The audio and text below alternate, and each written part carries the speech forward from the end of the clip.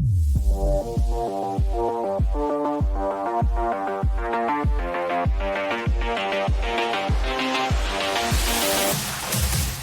morning. Good morning. What's up, Justin? Hey, how you doing? Good. How are you? Can you move over just a little bit, Justin? Because you're not there. That's a little bit better. I just got done talking to Coach, so Okay. he is actually one of my really good friends. So I appreciate you doing this and taking the time. So, um, again, we're just going to ask you about growing up in Richmond, what it's like, your journey. Did your younger brother, has he been added to NSU yet, or has he not made it that far? Nah. Okay. I do know. I met your younger brother in North Carolina along with your mom, actually. Oh no, wait. Sorry. Who was the other one? There's a guy that's a senior and he has a younger brother. Senior. I'll have to think of him. Nah, I can't be mad. Yeah, no, I can't think of it. I'll think of it later. But Oh. so Chris is gonna lead and I will come in with some other questions. But we will get started and let me make sure it's recording. Okay, it's recording. All right, so if you want to go ahead and lead in and then we'll get started. Sounds good. Okay. Welcome, everybody, to All-Star Insights, sponsored by Kids on First Foundation and Tuckahoe Sports. And today we have a special guest from Norfolk State University, Justin Journette. Justin, thanks for joining us, man. Yes, sir. Thank you for having me. Yeah, so we're gonna dive right in here, and we're gonna talk about your background a little bit, growing up in the area, and what started you in baseball, what kept you motivated throughout your youth, and just give us the path all the way to Norfolk State University. So I started when I was 6 in Little League at Lakeside Little League. I've been playing there since I was about 14 or so. Then I played travel ball with Rocket at I started at like 12 years old, and then I went to RBA 360 at I'll say middle school to like my junior year of high school, and then I played for MPH 101. And then my high school, we were pretty decent my freshman year. And then we had that COVID year my sophomore year, so we didn't play. And then my junior year, we were pretty decent. And then my senior year, I think we almost made the playoffs, but we just missed about like one game or so. So I got recruited by Norfolk State. I went to a camp, and I want to say September or so. Or actually, it might have been in the summer. It might have been actually, it was September. And then went to a camp, took a visit, liked what I saw, liked the coaches, and I committed like right there on the spot, basically. And I've been there ever since. So love it over there. Yeah, that's awesome, man. So growing up, in the area in Richmond and stuff, what would you say were your biggest influences to keep you, number one, keep you motivated, to stay involved, in the game? Because as you know, it's a lot of work. Yes, sir. Especially when you're in high school, at that youth level, when there's a lot of opportunities to do a lot of other things to kind of keep you locked in and stay motivated. What was one of the main factors for you? Definitely my dad. I'll say like what also kept me motivated is like my teammates, the people I played against, like they were like there's pretty good players out here in Richmond. So it's like you just want to be one of the better guys and just compete with those guys. So I'll say that for sure. That's awesome. I actually met your dad and you at the airport on your way to the HBU Swingman Classic. We were all going there. I was going there to learn. You were going there to play. And the cool thing about you is that you are the only player that's come back like twice in a row. Tell us a little bit about that experience. How has that shaped you? And how do you think it's actually improved your career collegiately? I'll say it's a really cool experience. I'll say the way it's furthered my collegiate career.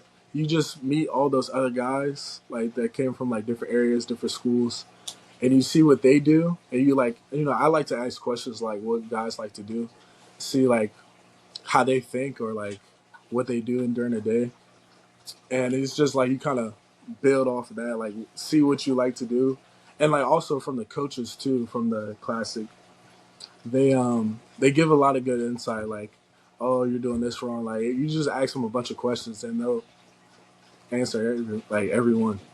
Which pro was the most interactive with you guys? Um, I'll say David Justice because he was our coach. He talked to us a lot. He was a pretty cool guy, and he's familiar with Richmond because he played for the Richmond Braves when they were still here. Yep, absolutely. Yeah, those type of events are great, like because guys like you who take advantage of listening, but also asking questions of the coaches and are receptive. Those are the guys that have a tendency to really do well at those events and then bring that information back, and use it in their careers. Unfortunately, like probably there's a lot of guys that are just, this is the way I'm doing it, and they they're not receptive to coaching, and those guys usually don't make big strides or get to where they want to go because they, like you said, if David Justice is telling you something, that's a dude that's been, at the highest level of the game, knows what the ups and downs are, and he's passing along some nuggets to you guys. It'd be kind of foolish not to listen, right? And take his advice. So that's really good that you have an open mind with that stuff. Yeah, like he was he was very talkative. Like I didn't think the coaches would be that involved, but they really were. They like I remember we had a rain delay during that break or during the game, and then we got to hit with another coach. I can't remember his name on the top of my head, but we were hitting BP like in the cage under the dugout, like right beside it, and he was just telling us like little nuggets like, oh, I think you should try this, like you'll like this better or it'll be better for you in this like situation. So it was a lot of knowledge passed down, I would say. Yeah, that's what those things are great for. And there's so much right now. Growing up in the era that you did in baseball, there is so much information out there. And then parents, players, coaches. It's almost sometimes you can get on the internet and get information overload, Mhm. on your hitting. So to have coaches of that stature, being able to work with you guys and drop some knowledge is really, I think, one of the main reasons why the Swingman Classic is so successful and people want to attend because you have that opportunity, not only to participate and play, but also to learn from those guys. Sir. So let's talk a little bit about you going into your last year now at Norfolk State University. You have a new coach, coming in, and talk a little bit about your fall workouts and how you felt that went, and then also some of the things now that you're doing in the off season to help keep you prepared when you guys kick back up in February. I'll say for the fall, it was definitely different.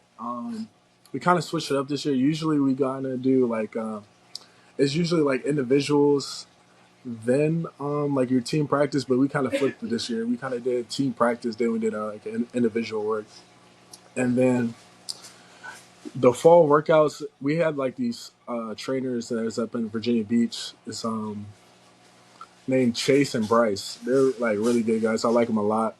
We do a bunch of different stuff that we haven't done before, like different like work that actually helps with baseball. So I feel like that's helped a lot. Um, and like I'll say like that our attitude this year is like way better. Guys are competing more, like especially in like our fall World Series. Like we had a steak dinner on the line for whoever won, and so we competed hard for that. We competed hard, and it was really fun. It was really fun.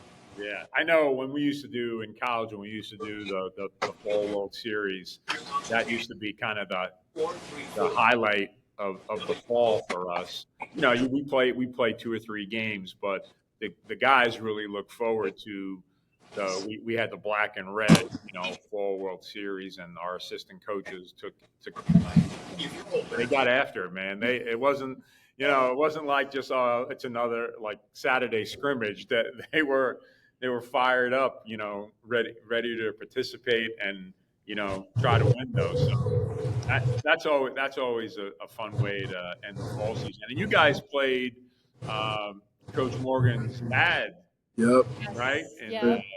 yeah, how was that?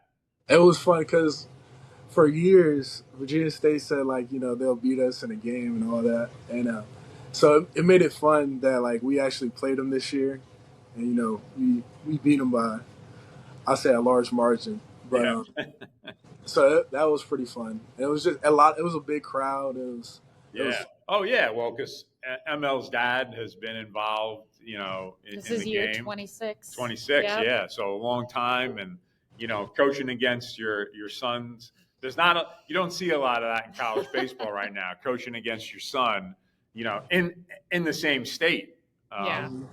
which is 2 hours away. yeah, which is pretty cool. So I'm sure yeah, definitely had a nice crowd on hand for that. So going into February now, where do you guys where you're opening it up this year?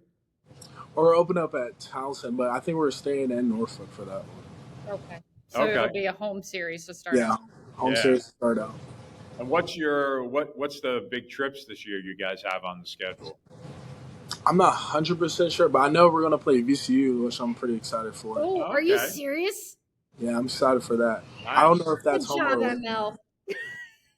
but I know we're definitely playing VCU this year, so I'm pretty excited because my last time we played, I think it was my freshman year, and we Oh, played like a one game like midweek. So yeah, That yeah. is And they awesome. should have if you play here, they should have their new facility up and Yep. running too Yep. by the time the season rolls around. yes, So sir. that should be pretty cool too. That is awesome. So you have broken a lot of records. In fact, they call you Mr. Home Run. They call you, the all-time leader. How does it feel to have not only that moniker attached to you, but then let's talk about the humility of carrying all these other awards with you, all-time NEC first team, and then obviously Black College Nines, who is a partner of ours as well. What does it mean to you that you have broken through and set all these records? It means a lot because coming in, I didn't think I would be like all time like home run leader, like all time NEC and the Black College Nines thing for sure. It's I don't know, it's like kind of unreal a little bit, but I try to like I try not to think about it sometimes because it's like oh like because my teammates love to like joke about it and be like oh you're the home run king all this stuff but it's pretty cool. That's awesome. Is there something about that experience, all those experiences, 23, 24, 25, like all of that?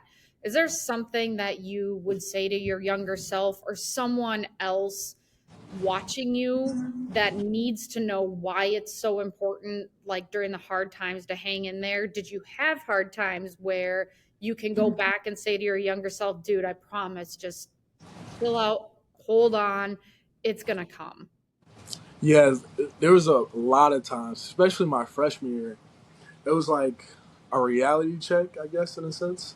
Like I thought, because my freshman year fall was, I was, I feel like it was kind of easy in a sense. Like I thought it would be Oh, harder, and when the spring came around, like it was like a reality check. Like these guys got all these information on you, and they can see what you do, see what you like, and you just kind of gotta adjust and you gotta hang in there with the bad times and the good times. Like you can't be too high, too low, yeah. and that's why I had to kind of tell myself and learn throughout those moments. That's really interesting, Yeah. actually. Well, and because of baseball, as a hitter, you might go 0 for 3 on Saturday and hit 3 lasers, and guys just make good plays.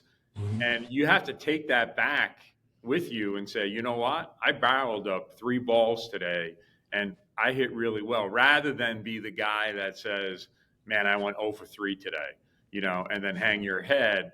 You got to take that 0 for 3 and say, look, barreled up 3 balls. I was seeing the ball great. Guys just made good plays.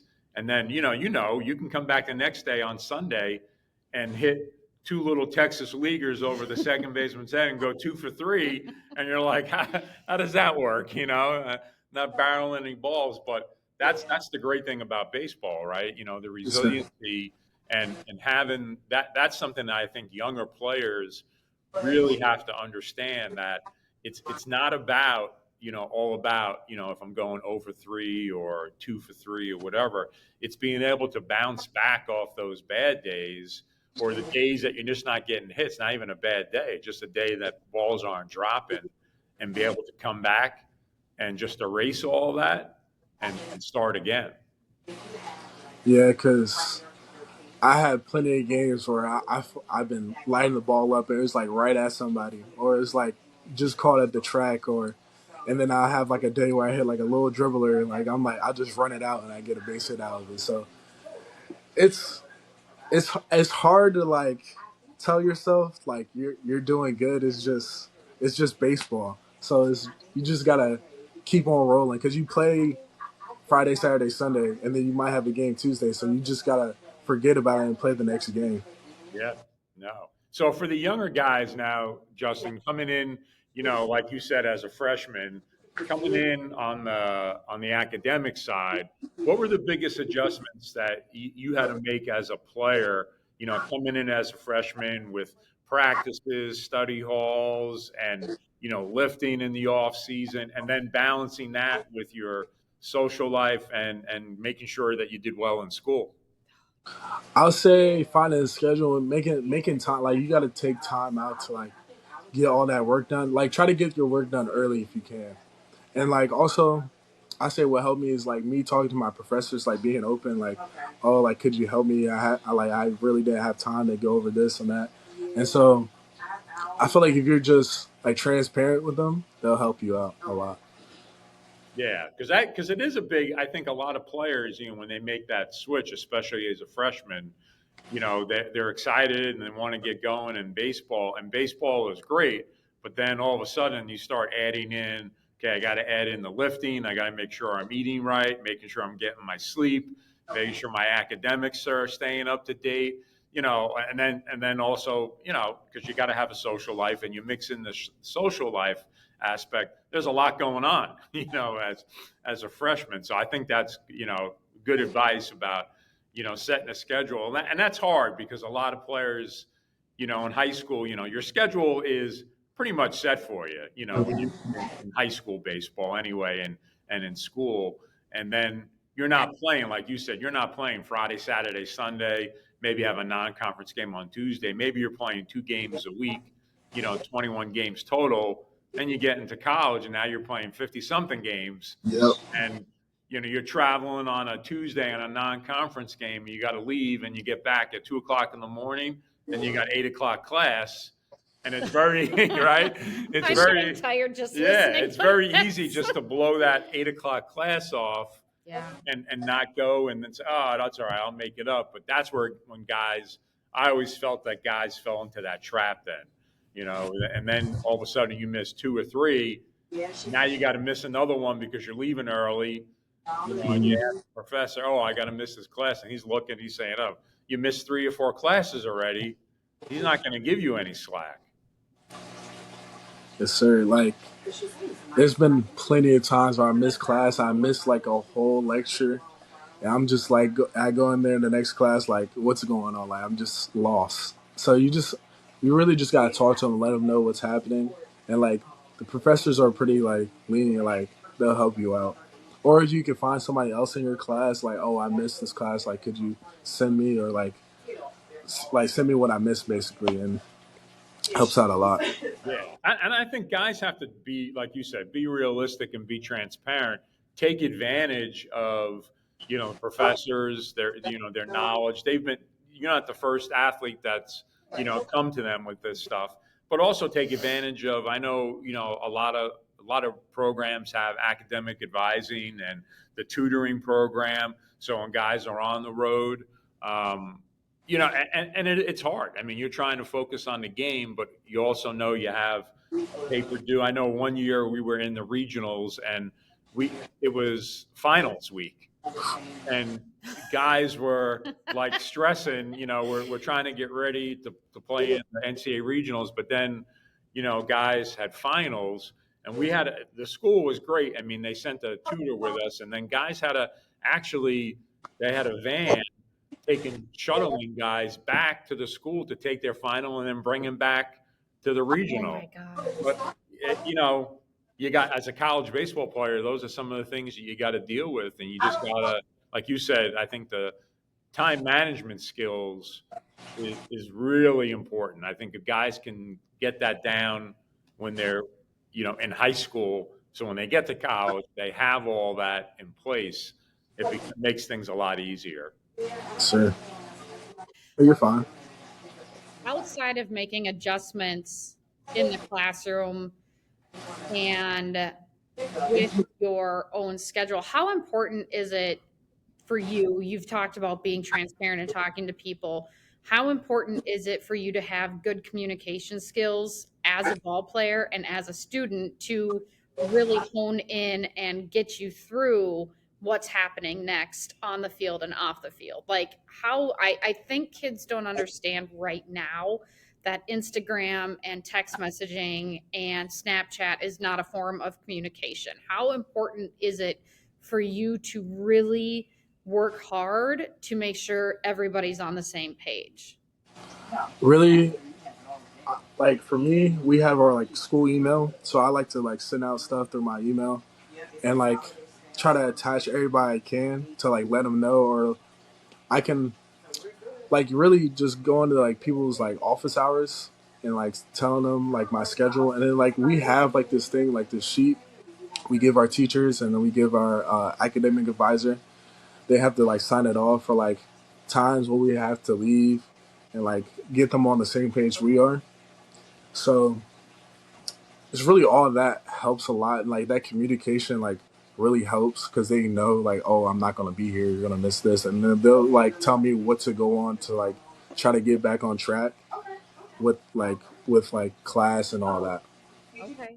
And what is one adjustment that you've made on the field over the past 4 seasons, 5 seasons? What is the one thing that you can say, I made this adjustment, whether it's in your throwing, in your hitting, in your stance, or even in your attitude? What is the one adjustment that you have made that you can credit to where things continue to improve?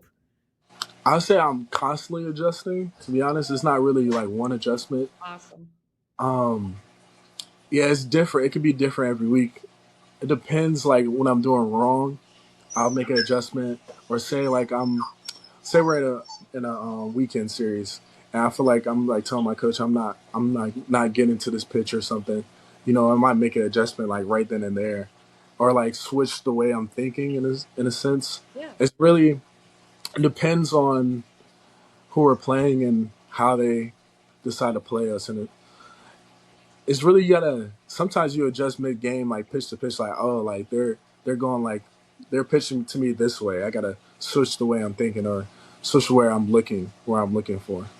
That's awesome. So Yeah. you're constantly making Oh those. yeah, yeah, and I think that's a great point, Justin, because a lot of players do not make those in-game adjustments. Yeah. You've probably heard this before. Guys, their swing, their 2-0 swing is the same as their 0-2 swing, and it can't be. Especially with runners on base, you can't have that 2-0 swing with runners on base when it's 0-2. And if you don't make that adjustment, whether it's you move up on the plate, you're shorten up on the bat, or just trying to, like we tell guys, get a wide stance, just put the ball in play when there's runners on. They have to be able to make that in-game adjustment, not just from game to game. It could be at bat to at bat, especially nowadays with all the information the opposing team has on everybody. Like a player like you, they have 4 years of ABs they can go back and look at on video, and see, hey, does he have a problem with outside breaking ball or inside fastball? So, like you said, you have to be able to make that adjustment on the fly, and it could be from pitch to pitch. That's true. If you're a good hitter like yourself, it has to be almost a pitch to pitch because, and now you can't hide it either. You go up to the plate, they know who you are. They have your stats. You're not going to see 3 straight fastballs right down the middle of the plate. You're not getting that anymore. Not like a freshman year where you can maybe they don't know him. Now I'm going to slip a fastball by him. Now that's not happening. Now they're working you. You might get one good fastball the whole AB, and you don't want to miss it. Yes, sir. Yeah, that's the part I think younger players have the biggest problem with, is making those in-game adjustments. It's easy for you to come back into the dugout, and I think players look at this too. That they go, big leagues. They see the guy after an AB. Okay, they go in the tunnel. They look at the iPad. They see how the guy pitched. They see what the setup pitches were. Okay, that's easy, but younger players don't have that. When we're playing outside, I know, like right now, I have a 13U team. I don't have an iPad. It's me out there, and you're trying to tell the players to make those adjustments, but it's hard, because they haven't seen enough pitchers. They haven't seen enough breaking balls, enough sliders, to get that early recognition and make those adjustments in game. Yes, sir. Like my freshman year, I was like looking, like every time I was just looking, asking my coach like what do you think? He would like tell me like, oh, like you're doing this, and I just had to adjust it on the fly. And it was really hard at first. It was really hard because it was like, I don't know, it's like learning another language in a sense. Yeah. Like Oh, it's just, you just gotta like keep on adjusting and figure out what's going to work that day. Yeah. Well, and the thing too, that's why when guys, people outside of baseball, they see a guy who had a great college or high school career, gets drafted, and then they're like, why is this guy in the minor leagues for 3 or 4 years? Well, he's got to see the pitches over and over and over as many times as you can. Like you said, put in as many situations as possible, and start being able to see that pitch, whether it's a tendency that the pitcher's tipping early, or he's reading off the hand, or he's reading the seams. That doesn't happen in 50 games. That happens over a course. Guys playing 142 games in the minors. 3 years, 4 years. Okay, now he's got a couple hundred games under his belt as a hitter. A couple hundred ABs. That's going to help him more than just being a good player, having good athletic skills. Because you've probably seen players even on your team who are good athletes, but when they get into the box and they're freshmen, they haven't seen really good breaking balls or really good tight sliders. It's not that they get fooled; they just haven't seen it enough to be able to react to it. Mm-hmm. Definitely, that's so true. It's like I remember, I think we were playing Central Connecticut my freshman year. This guy, he had a curveball. I never seen a curveball spin so hard. And then like when he would throw his fastball, it looked like he was probably throwing like 87, 88, but it looked like 95. Like, because off the breaking ball, you just never seen some spin like that. I never have. And it's just the fastball made the fastball look even crazier coming in. And you just kind of too. shut Like, your eyes. yeah, not every fastball is the same. Not every curve is the same. Not every two seamers. Like, that is the one thing that as much as I know the game and I understand the game and I work in the game, it really is amazing to see how many different pitches there are that are done differently. And so that's, as a hitter, I'm sure that's just mind boggling. It is.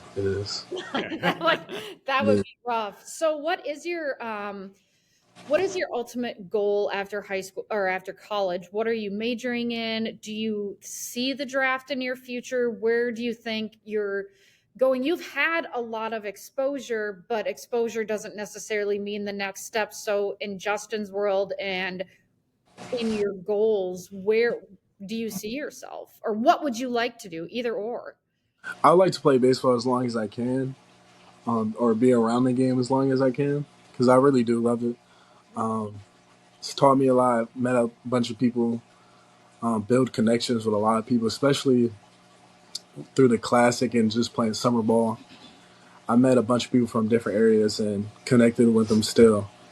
And I think it's pretty cool that, like, people from all over, we have like the same goal and we just connect through that. And I really do love it. Yeah, and there's so many opportunities nowadays, in baseball, not just, major league, but now with, independent baseball, baseball overseas.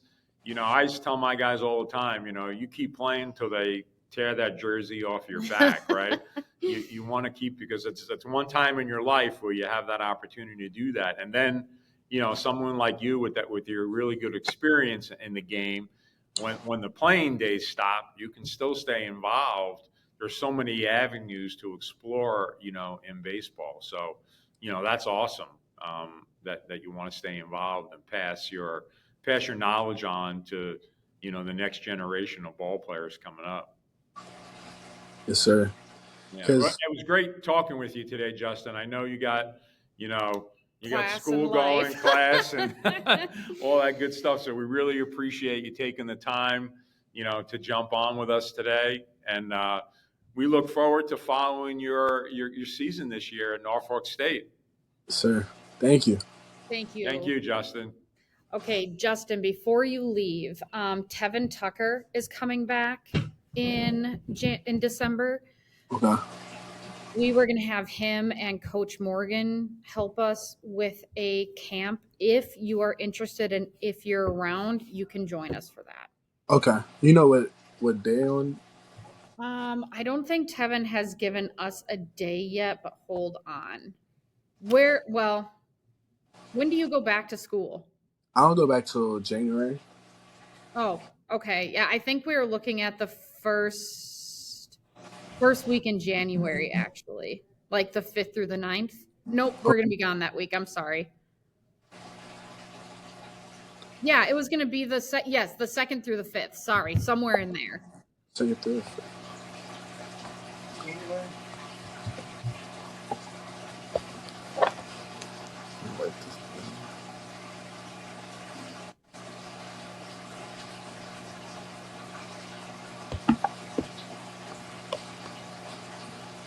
Okay. I should be available for that. Okay, let me get with Tevin and Coach Morgan, and then we will definitely get back to you. Okay. Awesome. Sounds Okay. good. Well, thank you really for doing this with us. Thanks, I Justin. really appreciate it. Thank And I you. am sorry about last week, but I hope you have a good rest of your week, and we'll see you soon. Okay. Thank you. Yeah, Take bye, care, man. honey. All right.